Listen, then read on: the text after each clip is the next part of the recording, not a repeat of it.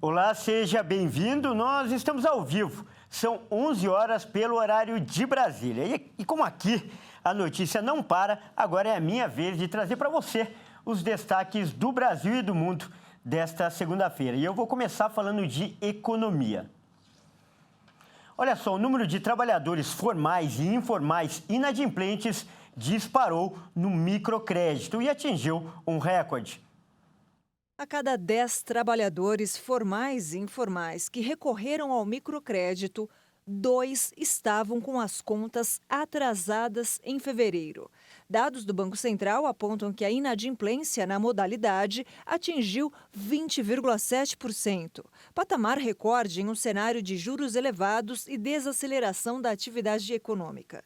O microcrédito é destinado a empreendedores formais, como microempreendedores individuais, os MEIs, e informais, que buscam empréstimos de pequeno valor. A escalada da inadimplência nessa linha de crédito se intensificou a partir de setembro do ano passado, acumulando alta de 16,6 pontos percentuais em 12 meses até fevereiro. Na época, a taxa média de juros estava em 49,9% ao ano, valor próximo ao limite de 60% ao ano.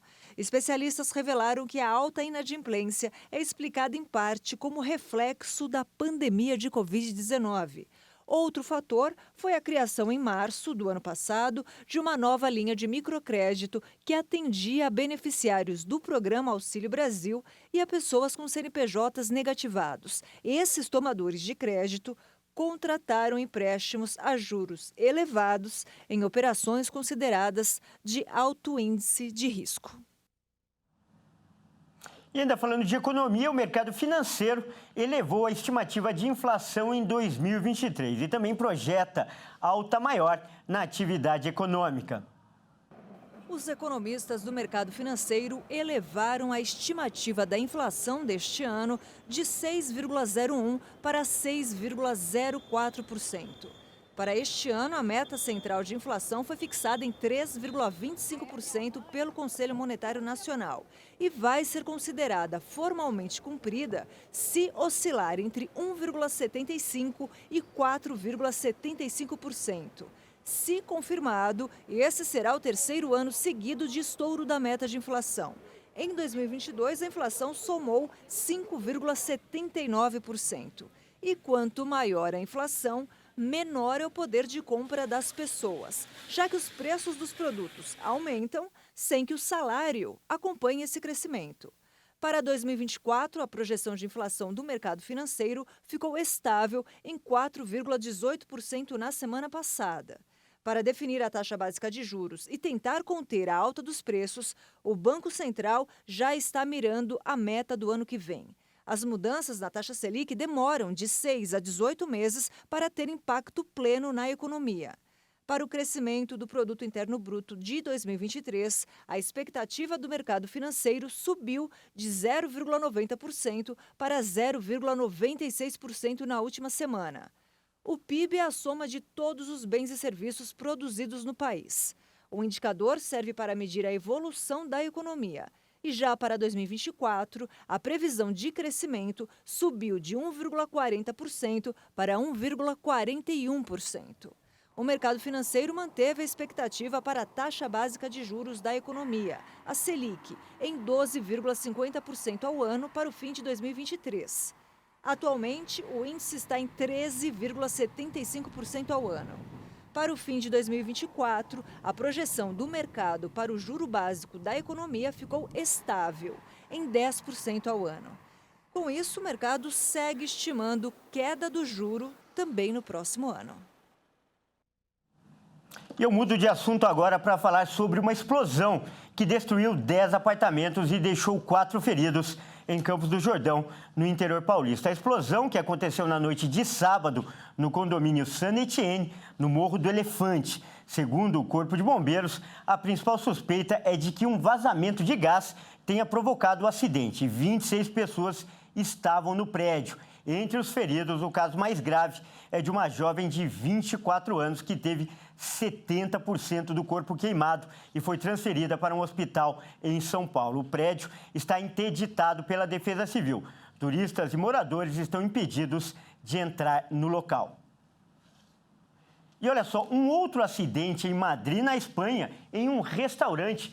Pegou fogo, deixando 2 mortos e 12 feridos, 6 deles em estado grave. As primeiras hipóteses apontam para que o incêndio se deva a uma pizza flambada. Uma cliente relatou ao jornal espanhol El País que um dos empregados ia dar o toque final a um prato com um maçarico para flambá-lo e que passou perto de uma coluna com plantas e em questão de segundos queimou tudo. Segundo a prefeitura, cerca de 30 pessoas estavam no restaurante no momento do incêndio e os mortos são um funcionário e uma cliente. O quartel de bombeiros fica a algumas centenas de metros do local, o que permitiu que o incêndio fosse apagado em menos de 10 minutos a partir do primeiro aviso. A Polícia Nacional abriu uma investigação para apurar os fatos. E o ministro das Relações Exteriores da Rússia, Sergei Lavrov, diz que o país não perdoará os Estados Unidos por se recusarem a conceder vistos a jornalistas que deveriam acompanhá-lo na sede das Nações Unidas. A Rússia assume este mês a presidência rotativa do Conselho de Segurança da ONU, que todo mês é assumida por um país diferente, seja membro permanente ou não, em ordem alfabética. Antes mesmo de tomar posse, uma polêmica já se instaurou. Neste domingo, o ministro de Relações Exteriores da Rússia, Sergei Lavrov, disse que Moscou não vai perdoar os Estados Unidos por se recusarem a conceder vistos a jornalistas que deveriam acompanhá-lo à sede das Nações Unidas.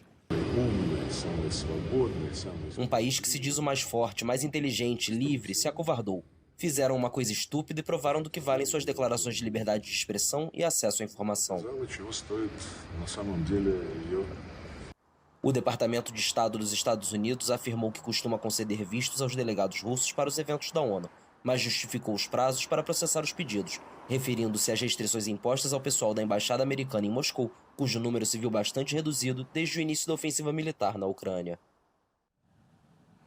E os destroços de um navio japonês que afundou durante a Segunda Guerra Mundial foram encontrados perto das Filipinas.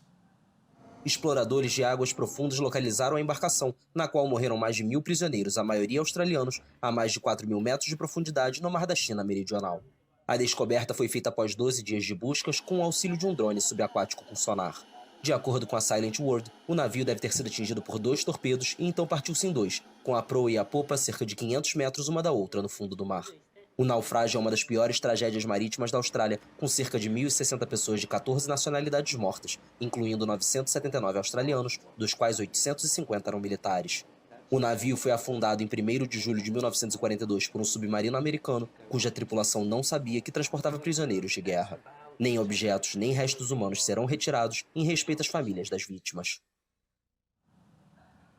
Bom, essa edição fica por aqui. Eu agradeço pela sua companhia e convido a continuar ligado em nossa programação, porque às 13 horas eu volto junto com a Daniela Paris e mais notícias para você. Até mais!